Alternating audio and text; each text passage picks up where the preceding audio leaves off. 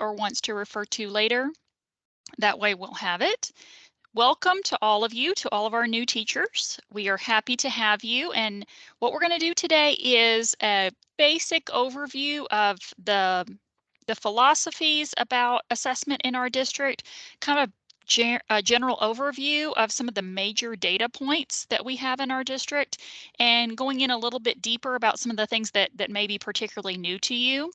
Please feel free to ask questions, or if you want to just take note of my contact information, if you want to email me or call me about something later, please feel free to do that as well, just whatever you are most comfortable with. So I'm going to go ahead and start talking about some of our big data points today. Before I do that, I just want to let you know some of the ways that you all can contact us in the assessment department, some of the ways that you can connect with us. On your web desk, you have several tiles that you can use to get information about assessments. One of them is the Inside PISD icon, and we're going to talk about that one in a little bit more detail in just a moment. That will take you directly to our assessment research and program evaluation page. You also have an icon on your web desk for Edugence. That is our data management system, where you will find all kinds of data about your currently enrolled students. You also can go to the PowerSchools tile on your web desk in order to sign up for webinars like the one you're attending right now, lab sessions, self-paced courses, all kinds of different offerings from the assessment department. In addition to those tiles on your web desk, we do have a podcast called Assessment is Elementary and Secondary. You can listen to our podcast on Google Podcasts or on Spotify. That is where we're hosted right now. We also have a Google Classroom for assessment, and you see the class code right there for our Assessment is Elementary and Secondary Google Classroom. This Google Classroom will send you reminders as we get to particular data points in the year to remind you of, hey, this is a good time for you to look at your TELPAS data, or this might be a good time for you to look at your middle of year MAP data. So that might be something that you would like to join just to get those reminders throughout the year about our data points. So here are the three specialists in the assessment department, and I'm just showing you our picture so that you can see that we are not scary mathematicians. We are all teachers just like you all, and so our job is to help you to look at the data, to understand the data, to be able to dig into that data and use it as effectively as you possibly can. So please feel free to contact any of us, ask us for any help that you may need. You have one of us assigned to each of your campuses, but it doesn't matter. We are happy to support any of you, no matter what campus you're on, so please feel free to contact us. All right, so these are some things I want you to think about. Questions to ask yourself at this time of year.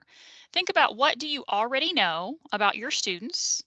Now getting into probably 3 weeks into school, what do you already know about your students?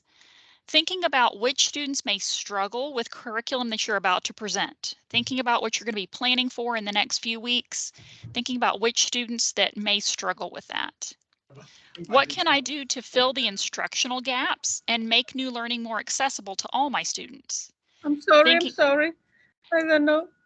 Thinking about those students that are coming into your classroom that have some instructional gaps, and thinking about what you can do to fill some of those to make sure that they're better able to access that Tier 1 curriculum. And then finally, where does formative assessment fit in? So those are the big questions we're going to be talking about today. And those are the things that I want you to kind of think about as far as questions that you may have, things you may be wondering, and how the data that we have in Edugence, how that can help to support you. So what we're going to do right now is we are going to start looking at some of the data. If you are at your desk in your classroom, you may want to use 2 different monitors to pull up your web desk so you can follow along with me. You're more than welcome to do that. Otherwise, if you would rather just listen, you certainly can do that as well. but we are going to dig into looking at some features in our website. And so that way you could go in and see those live. And we're also going to go into Edugence as well. So if you wanted to pull up Webdesk on your other screen so that you can follow along, then this might be a good time for you to do that. All right, so I'm going to go back in and let's look at where we are in our presentation. All right, so looking at our comprehensive analysis framework. This is our big overview plan for the district. And this is how we look to see what our big ideas are, our philosophies as far as assessment goes in our district. As you can see from this plan, we have lots of different data sources in our district, and we use those data sources to help us to make sure that we can see the most complete picture of our student. We have our Plano ISD curriculum, which is obviously built upon our TEKS, our grade level standards. We have our assessments that measure against state standards, like the STAR test for grades 3 and up, but also TELPAS, our English language proficiency standards. We have assessments that tell us what our students have already learned, which those are the classroom assessments that you're most familiar with. But we also have MAP, which tells us what students are ready to learn next, which is a little bit of a different piece of the puzzle. And then finally, we have COGAT. We started administering COGAT in first grade, and we administer COGAT all the way up through 7th grade. And that tells us not what kids need to learn, but how they learn best. And so again, that's a slightly different piece. The reason why this graphic is part of the philosophy of assessment in our district is that we believe that no one data point tells you the full story about students. We believe that you need to look at as many data points as possible to get a more complete picture. And you need to look at very diverse data points to be able to see all of the different aspects of a student and to make those instructional decisions. So that's the reason why this is important to the philosophy of assessment in our district. You're likely already familiar with the collaborative team framework. What we're going to talk about today fits in with PLC process question 2. How will we know what students are learning? How we know which students are learning what they need to, which students need additional support. So that's where this fits in with our collaborative team framework. All right, so if you have your web desk open, then you will see an icon on your web desk that says Inside PISD, and then parentheses it says Staff Only. So this icon takes you to the internal PISD website. It's not the same as this PISD website. This is the external one. This is the one parents can see, the public can see. The inside page is only for PISD staff, and this has important resources that are available to you as a staff member in the district. When you click on that Inside PISD icon, it will take you to this page and you'll want to select departments. And so to find the assessment department, all you have to remember is assessment. We actually have a very long name, Assessment, Research, and Program Evaluation, but all you need to remember is assessment, and it will take you to our website. Now, our website has a lot of really important information that you'll want to refer to. The first important one is our testing calendars. You probably already have seen the testing calendars, as most of you are already completed with your beginning of your MAP testing at this point, but this is where those calendars live. They are already published for the entire school year, so you can go in and see what test events happen when throughout the district. You also see resources for new teachers. That is another place that you can go that has specific information just for you, as well as a section on webinar recordings. Now, this webinar, along with all of the webinars we will do this year, will be archived here so that you can go back and refer to them as needed. So this is that district testing calendar that we were talking about earlier. Like I said, most of you should pretty much be completed with MAP testing. Right now we're doing some makeups, and I believe kindergarten is just finishing up MAP as well. So by Thursday this week, we should all be finished with MAP testing, and that's the first big chunk of assessment across our district. The other important icon for you to look at on Webdesk is the Edugence icon. And we're going to spend a little bit of time in here because there's so much data available to you in Edugence. Even before you really get to know your kids, There's a lot of information about how they performed last year on different assessments that can help you to figure out which students are likely to struggle in different areas. And when you know that in advance, you can make plans to mitigate that and kind of fill in some of those gaps before you get too deep into a particular curriculum topic. So when you log into Edugence, you'll see your dashboard at the top. But I'm going to take you to a report today that has a lot of different components that tells you a lot of overview information about your students. To access the report we're going to see today, we're going to click on this little icon that's next to your name up here at the top. And when you click on that, then you're going to choose Reports. So we're going to click on the waffle icon and then we're going to choose Reports. Once you do that, you're going to see a long list of reports in the center of your page. You're going to scroll down a few boxes in the middle of the page, and you're going to see where it says Plano Assessments. Under Plano Assessments, you have 6 different bullets. What we're going to click on is Student Assessment History. So that's the big report we're going to look at today. Now, depending on your level of access to Edugence, you might have the ability to see the entire grade level. If that's the case, then up here in the top right, you'll see grade and teacher, and you'll be able to toggle back and forth between them. But assuming that we're just looking at teacher level access right now, what you would see is you'd choose your campus here, and then you would choose your teacher name.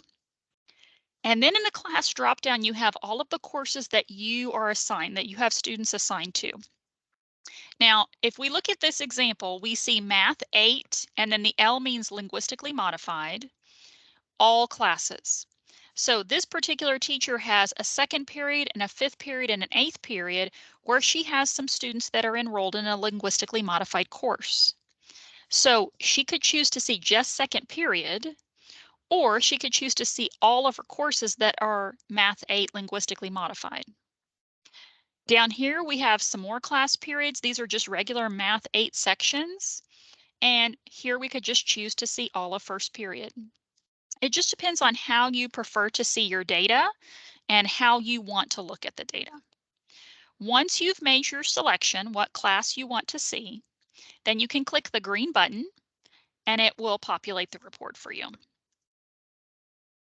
Now, in the first column on this report, you're going to see student names, and then underneath it, you're going to see a series of colored icons. So you will see the student's ethnicity is in the orange box. And if you roll your mouse over it, it will define the icon for you, so you'll know what that means. And then next to that, you'll see some other colored icons for students. And again, if you roll your mouse over, it will tell you what those icons mean. These icons go with special groups of students that your student may belong to. So for example, there's an icon for economic disadvantage. There's an icon for special ed. There's an icon for 504. There's an icon for gifted. There's an icon for English language learners, for emergent bilinguals, but there's also icons for M1s. That's a language learner that is monitored in year 1 after exiting ESL. You will see monitored year 1, monitored year 2, monitored year 3, etc. Now, after you see this basic information over here about your students, over here on the right, you're going to see different lines of data. You'll see 3 rows of data for every student. MR means most recent. So that's the most recent year's worth of data for your students. Right now, that would be the 22-23 school year. P means prior year. So that would be the 21-22 school year. And P1, that's prior year minus 1. So that would be the year before that. Obviously, because of COVID, you're going to have some students with some holes in their data in that prior year 1 particularly. There may be some students who were in virtual school. There may be some students who were homeschooled, all kinds of different situations, but just expect there to be some holes in the data the further out that you go. These first columns right here, this is their STAR data. And so this is either Reading Star or English 1 star, depending on the grade level. This is Math or Algebra 1, EOC, Science, Biology, and then you'll also see their US history as well. You'll note that these STAR scores are color-coded, and that color code you're going to see consistently throughout Edugens. If a score is color-coded red, that means the student did not meet the grade level expectation. That is not met. That is not a passing score.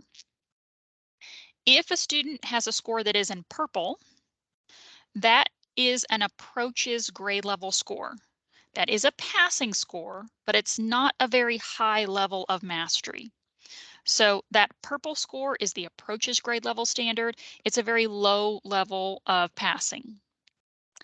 The next color that you will see is the blue.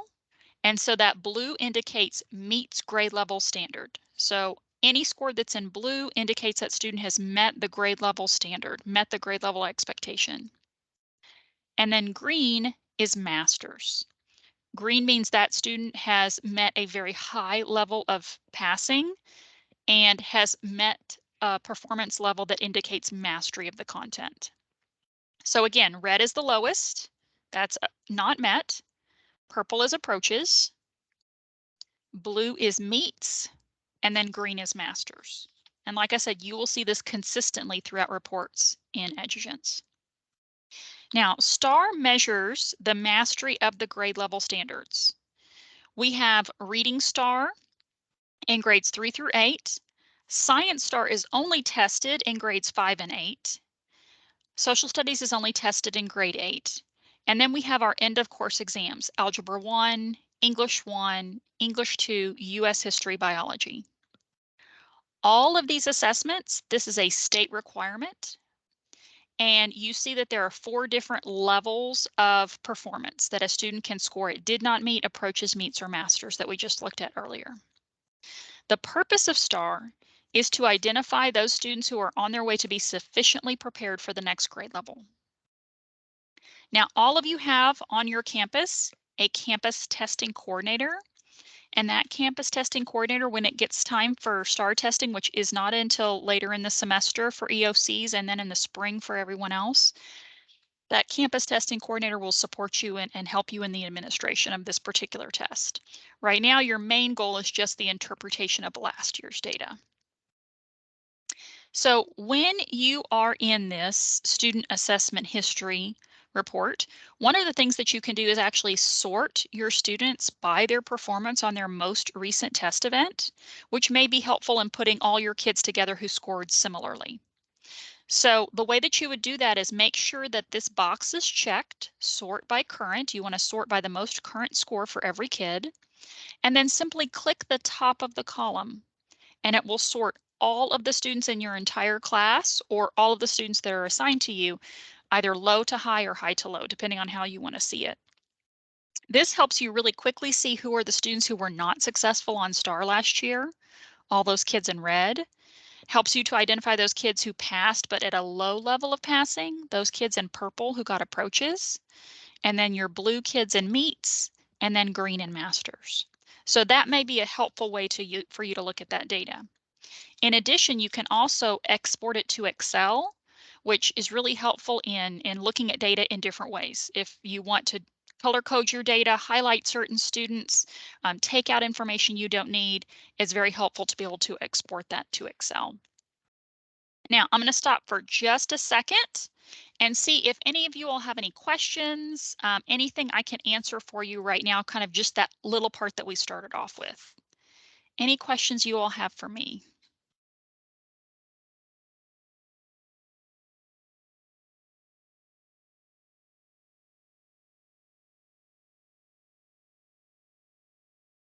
You good right now? Okay. I'm going to go ahead and go back in then real quick. Okay, Lisa, thank you. I'm going to go back in really quick and let's take a look at the next big major data source that we are going to look at, and that is COGAT. COGAT is a different piece of the puzzle. Depending on where you came from, some districts only use COGAT just for identification of gifted students, and that is one of the ways that we use COGAT. But our district has really found value in seeing COGAT scores for all kids. So we administer COGAT in our district to many students so that we can see the value in that data. You'll see in this COGAT column that we have a P for profile score, so we'll talk a bit about what that means. We have a verbal score, a nonverbal score, a quantitative score. Those are the three parts of COGAT. And then we have C for composite. Composite is not exactly an average, but it's a combination of verbal, nonverbal, and quantitative. So COGAT stands for Cognitive Abilities Test. By the way, it's always good to know what these acronyms stand for in case a parent ever asks you what it means. So that's the Cognitive Abilities Test. In our district, we give it to all kids in grades 1, 3, 5, and 7.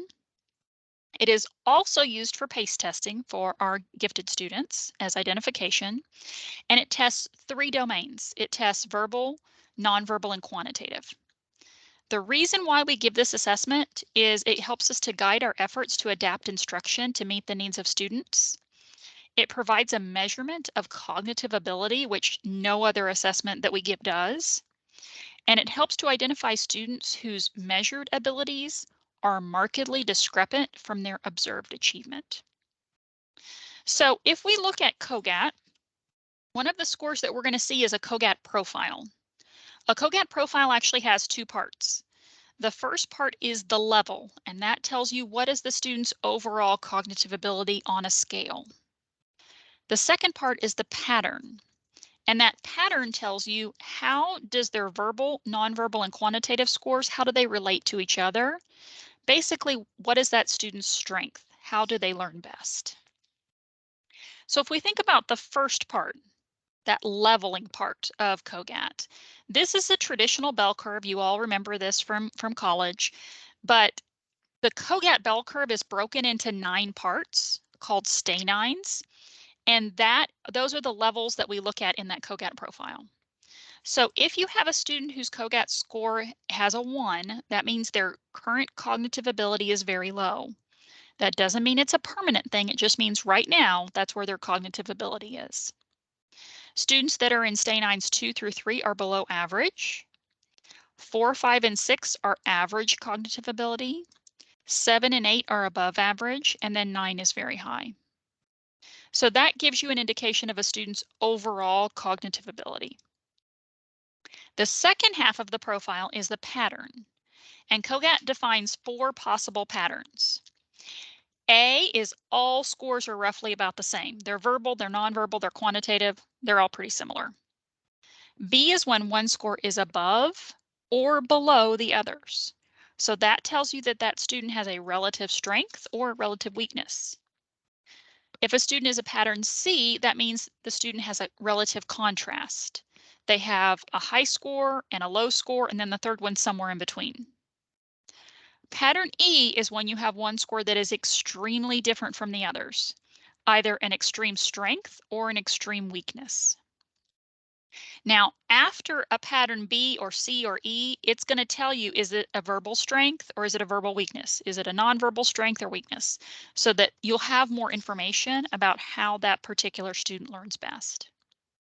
So now if we go back to student assessment history, to the report we were looking at earlier, and we look at that COGAT profile, if we look at our example student right here, this student has a 7E with a V minus. So that E tells us the student has either an extreme strength or an extreme weakness. In this case, it is an extreme weakness. And that weakness comes in the verbal domain. It's a V negative. So if we look at the student scores in verbal, nonverbal, and quantitative, this student has an extreme weakness in the verbal domain. Now, that doesn't necessarily mean that this student is going to fail reading. In fact, you'll see in a moment the student's doing just fine in reading. What this means is the student does not learn best through the verbal domain. They learn best in other ways. They learn best through nonverbal communication. They learn best through quantitative reasoning. So knowing this information about COGAT does not inform the content that you're going to instruct students. It informs how you're going to instruct them.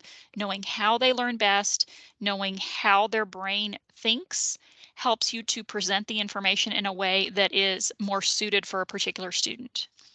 This may not be information that you need to have for every single kid, but certainly for kids who are struggling or kids who are kind of a puzzle to you, this is a valuable tool for you to have to be able to dig a little bit more deeply into a particular student. All right, the next chunk we want to talk about is MAP. Now, MAP we give to all of our students in the district in grades K through 8, as well as we administer Algebra 1 MAP in 9th grade to students. We give this test fall, winter, spring, so we have 3 data points. That's why you're going to see lots of numbers here for MAP reading, math, science, and language usage. There is a Spanish version of the MAP test in both reading and math. There is no Spanish version of science. And so some students may have been administered a Spanish version. You'll know that on this page because you'll see FS, that is fall Spanish.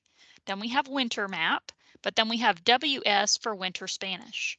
If a student took the Spanish test, you would see that on this particular report so you know which language that they took. Notice the color coding here is exactly the same as what we looked at a moment ago for STAR. The color coding is exactly the same. That is because there is a relationship between the MAP test and the STAR test. NWEA, the publishers of MAP, have done a lot of research on what MAP score a student needs to have in order to be successful on STAR at the end of the year. And using that linking study, using that data over time, they're able to tell us how likely is it that a student will be successful on STAR at the end of the year.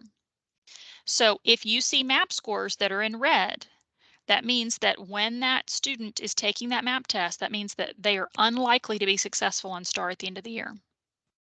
A student whose MAP score is in purple means they are likely to get to approaches at the end of the year. Blue means the student is likely to get to meets, and green means the student is likely to get to masters. So it's the exact same color code, and it tells you how likely that student is to perform at that level at the end of the year. A couple things you should know about MAP. MAP, again, defining your acronym, stands for Measurement of Academic Progress. Some important things to know about MAP are, first of all, it's computer adaptive, which makes it very different from other assessments that we give. Your students are not sitting down to take a 5th grade MAP test. They're sitting down to take a math test, a MAP test that may ask questions from 5th grade, may ask questions from 4th grade, may ask questions from 6th or 7th grade. It asks questions all over the learning continuum on purpose. So you'll note in the next bullet says it's grade level independent. Because the purpose of MAP is not to identify mastery level, but to identify what a student is ready to learn next. So because it's grade level independent, that gives us a broader sense of what our kids know and what they're able to do, because it's not constrained to the grade level that student is enrolled in. It will ask questions all over the continuum to try to pinpoint where is this kid ready for instruction. They may be ready for instruction several grade levels below where they currently are sitting. They may be ready for instruction on grade levels above where they're currently sitting. But this assessment is going to give you all of that in one test to give you that broader picture. Another thing you should know about MAP we kind of talked about earlier is it is predictive of success on our state assessments. You all know right now with your beginning of your MAP score who you should be concerned about. Who are those kids that are likely not to be successful at the end of the year? You know that information now, which means you can intervene and support that student now. We don't have to do a practice STAR test or wait until the end of year to see where that student is performing. We know that right now, and we'll get another measure in winter. And then you may have even another measure in spring before you STAR test so that you can see their growth and see if they're getting closer to that level of performance. In addition to a testing coordinator on your campus, all of you have a MAP testing coordinator on your campus. And that MAP testing coordinator will help support you in your administration of MAP. And then please contact our department as well to help you with the understanding of MAP and being able to look at that data. So if we look back to where we were earlier, you see that we've got those MAP scores for fall, winter, and spring for each of the different content areas. And then you'll see that that color code, like I said, is consistent and likely to perform at each of these different levels. Having this information early allows you to do something about it a lot earlier. All right, so before I go into the next part, I'm going to stop for just a second and see if you all have any questions, anything I can help you with right now.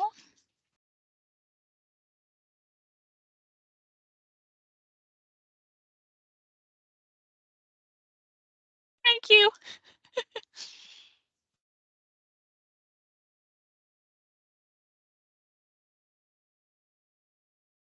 Okay. All right. I'm going to go back to our example over here.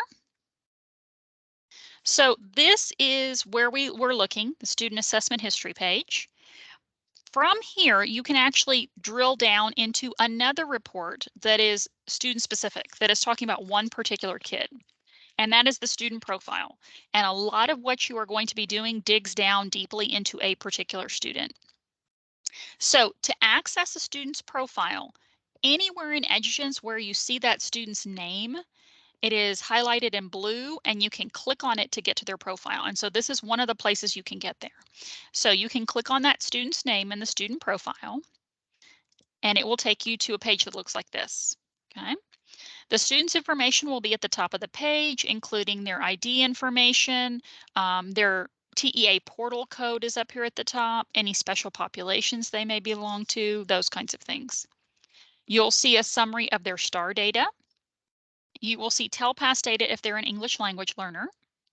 You'll see their COGAT information. You'll see some attendance information there as well.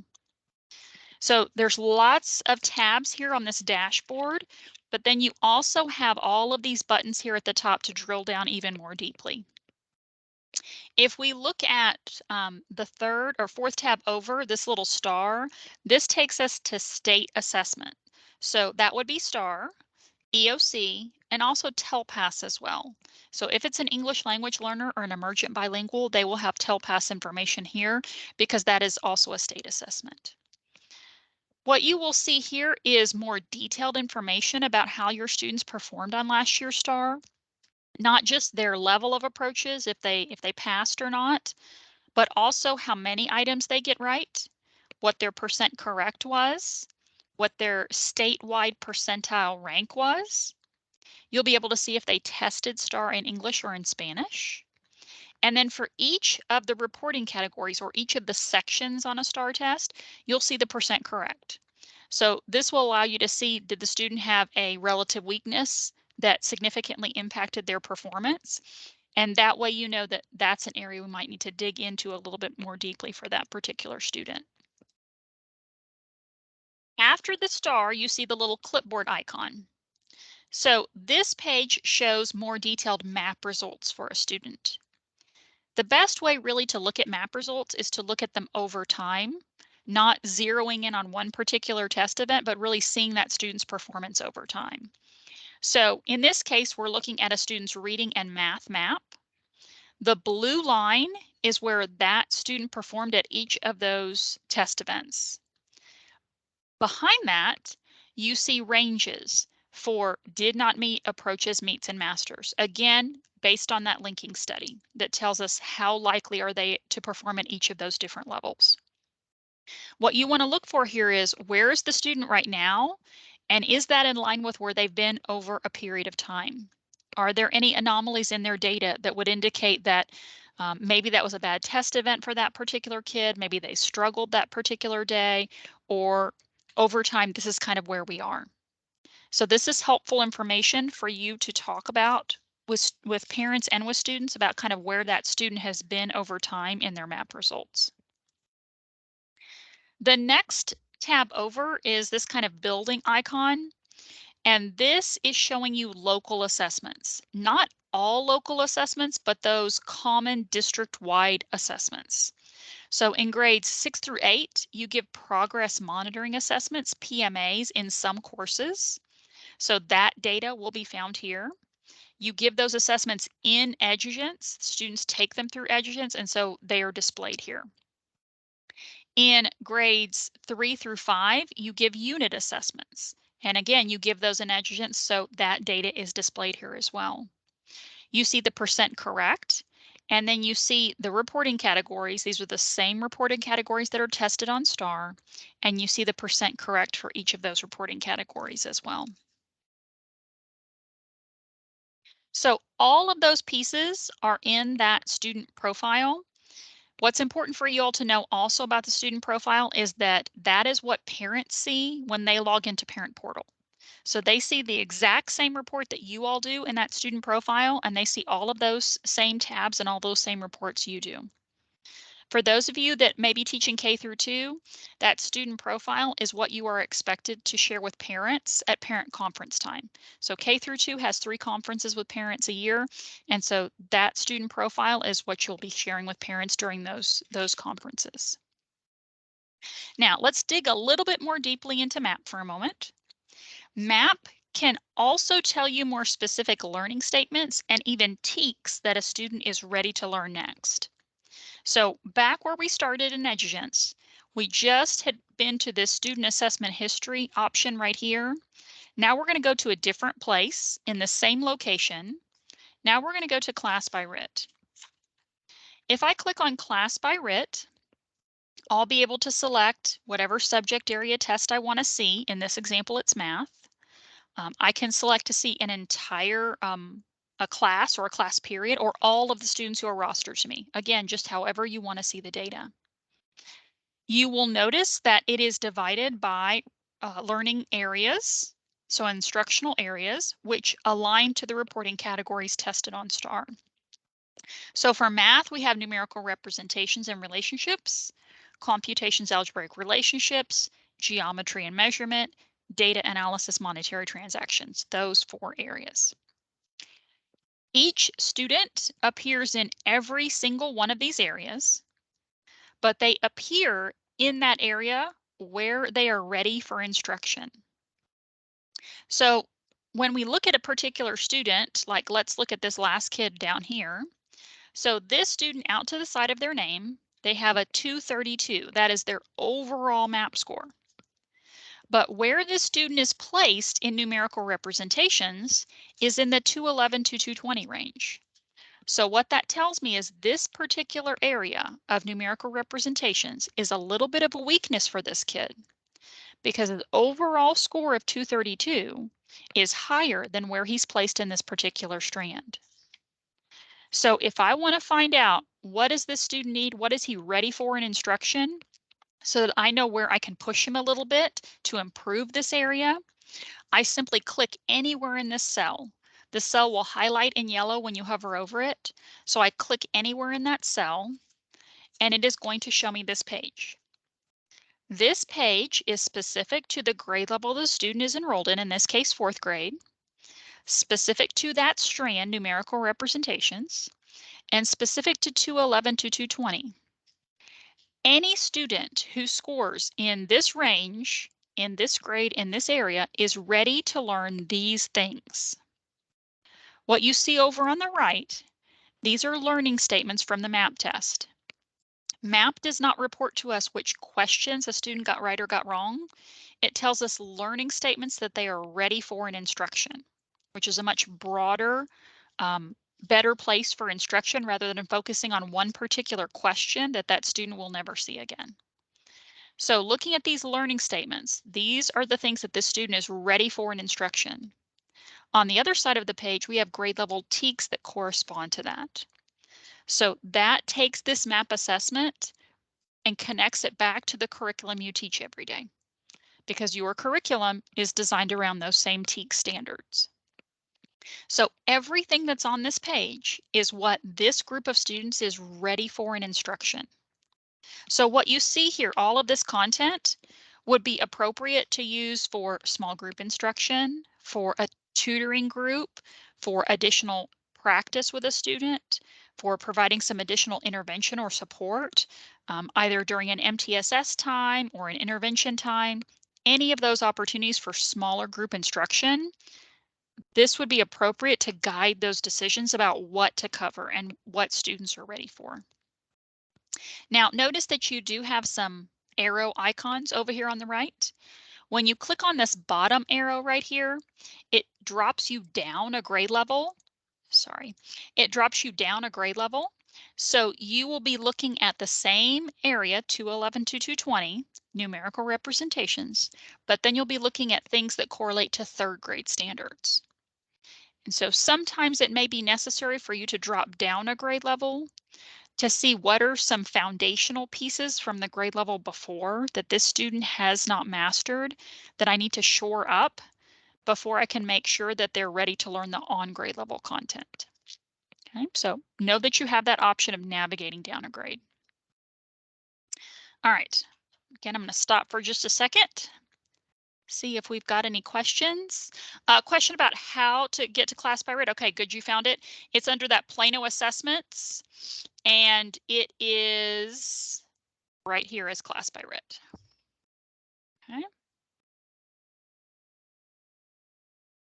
Any other questions you have? Anything else I can answer for y'all right now? Good. Okay. All right, so the next piece is specific to elementary. So this is a K-5 piece. So middle school, high school, don't worry about this piece. This is a lower grade thing. So in grades K through 5, we have a portfolio. In K through 2, this portfolio takes the place of your report card. It includes literacy data, math data, science, social studies, citizenship, as well as PE, art, and music. So all of those components are in the portfolio. In grades 3 through 5, you do have a report card, so you don't have all of those same pieces in the portfolio. 3 through 5, the only thing that's in your portfolio is just some literacy data. The purpose of this portfolio is to communicate to parents what is important and where the student is in learning compared to our essential standards, to those essential pieces that they need to learn. So one of the things that you may want to look up in the portfolio is where the student was at the end of last year, particularly in their reading level. So in grades K through 5, you'll be doing reading records several times throughout the year. It's always helpful when you start to kind of know where they ended up the last time. So you can look back and see last year's end of year portfolio for your students to know where you want to start those reading records for this year. So to access last year's portfolio, when you scroll down in Edgens, you're going to go to reports, scroll down to where it says portfolio. You're going to choose your name, but the tricky part is what you put in these options here. So what you need to know about Edgens is Edgens for the entire school year. It names the entire year for the second half of the year. So what that means is the 2022-2023 school year, this school year, everywhere you see it in Edgens from August to June, it will be called 2023. But what we want to see in our portfolio right now is we want to see last year's data. So in order for us to see last year's data, in the year dropdown, we need to select 2022 because Edgens calls last year the 2021-2022 school year. It refers to that entire year as 2022. So if I am a current 4th grade teacher and I want to see last year's portfolio for my kids, in the year box, I need to select 2022. Enrolled grade is 4 because my students are currently enrolled in 4th grade. Test grade is 3 because I want to see the tests they took in 3rd grade. The admin date, I want to see end of year. I could see beginning of year, but I probably don't care about that. I probably want to see end of year. And then you'll choose either English or dual language. When you make those selections, then you will be able to see the portfolio for the kids and you'll be able to see where did they end up last year in their reading levels. So you'll know where to start this year. So this is an example when you print the portfolio of kind of what it looks like.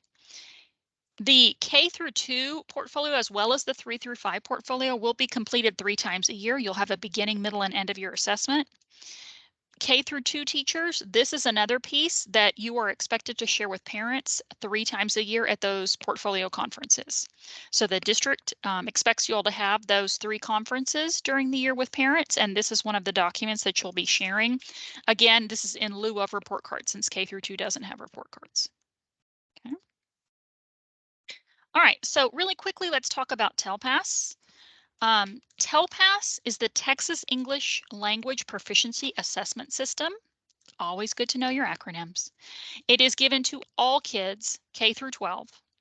It's given in the spring, so you don't have to worry about administering it right now, but it's given to all English language learners or emergent bilinguals and denials. It is 4 categories: listening, speaking, reading, and writing. You are going to be looking at writing samples. You're going to be doing some reading assessments with kids. All of those pieces are included in TELPAS.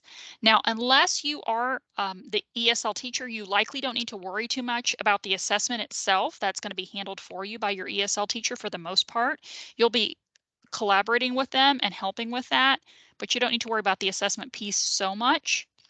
At this point in the year, what you want to think about is, where are my students in their English language development? Where are they on that continuum of learning the language? The goal is for every student to make 1 year's worth of growth in their language development every year. So if they're a beginner in listening last year, we want them to end up at an intermediate this year in listening.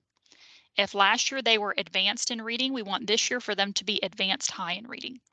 So we want to know now where they're starting so we can measure that progress throughout the year and hopefully get them that year's worth of growth in their English language development. Again, your campus ESL teacher will be supporting you in this particular assessment. So where can you find TELPAS information for your students?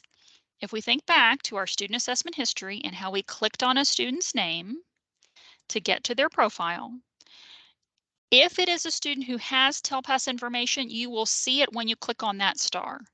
That star is for STAR data, obviously, but also TELPAS because TELPAS is a state assessment as well. So you can see in this example, the student in 2021 in 3rd grade, they were advanced as a composite score. They were advanced high in listening, advanced in speaking, reading they were intermediate, writing they were advanced. And then you can see where they were last year in 4th grade. You can see we went down in some areas, we went up in some areas. So this is information as a classroom teacher. I need to know where my students are right now in their English language development so that I know what things I need to work on to make sure that they are continuing to progress in that development, and I can support them with that in the classroom. So that's the TELPAS piece of it that you can look at in their data right now. All right. Before we get into our closing piece, what other questions can I answer for you? What are some things you guys are wondering about that we haven't talked about that you would like to know more about?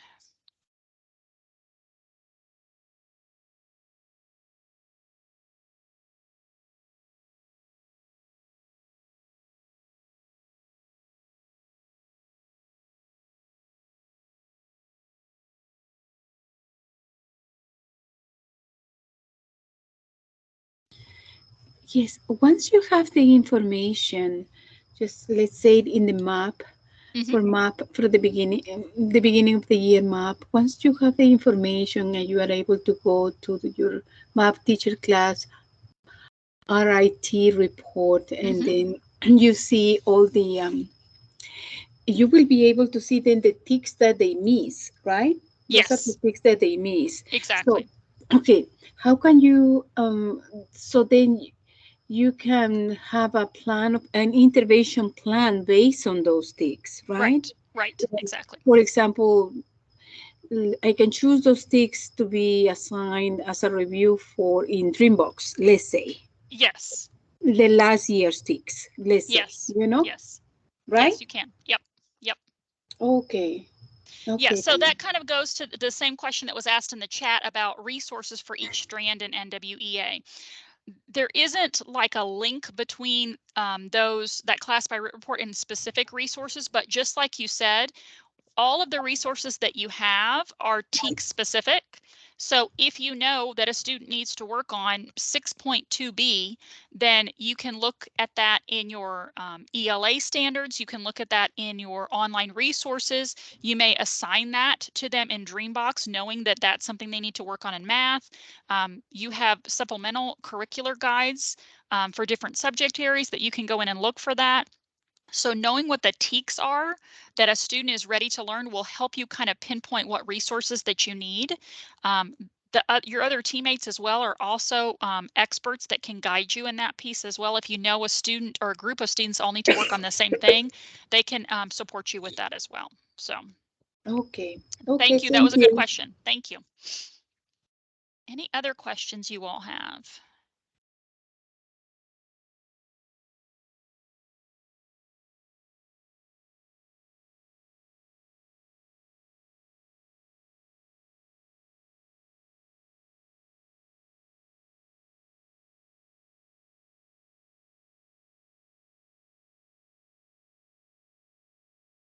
Okay, so I'm going to go ahead and put our contact information back up here. The easiest way for any of us to help you with your data, honestly, is for us to wait until you have some data and then come and talk to you about it one-on-one. So, like I said, you likely have some brand new map data that you just got recently. Please feel free to reach out to any one of us to come and sit with you or have a Teams call like this and look at your data with you. It makes way more sense looking at the data, understanding the data when we're talking about your actual kids. So as you are getting used to some of these data pieces, as you get COGAT data in, please feel free to ask us for help with that. We're happy to come out and talk to your whole team, to a particular grade level, or even just to one person to dig in and look at their data. So please feel free to ask us for help because that's what we like to do. Other places you can go and get help. Your team leader, your other teammates can help support you in looking at this data. They likely have been looking at it for a while now. Hopefully you all have been assigned a mentor as well as a new teacher that will help support you in looking at that data. Every campus has an instructional specialist or an academic specialist who is well versed in the different data points that we use in our district and how to use that information. On the Inside PISD website, don't forget about our website, the Assessment Research and Program Evaluation page, because there's lots of tools there that also will help you understand and interpret the data. So we have lots of tools available to you, but all that aside, if you need help, you can always reach out to any of us and we are happy to help you looking at your specific data. All right, the last thing I'm going to ask of you today is to send me an email. And then that way, that will be our sign-in sheet, our virtual sign-in sheet for today. So at some point today or in the next few minutes, send me an email at jennifer.ruth@pisd.edu. I will consider that your virtual sign-in sheet so that I can make sure that you get credit for today's session. Any other questions you all have while I've got that up on the screen? Any other questions that you all have that I can help you with assessment-wise?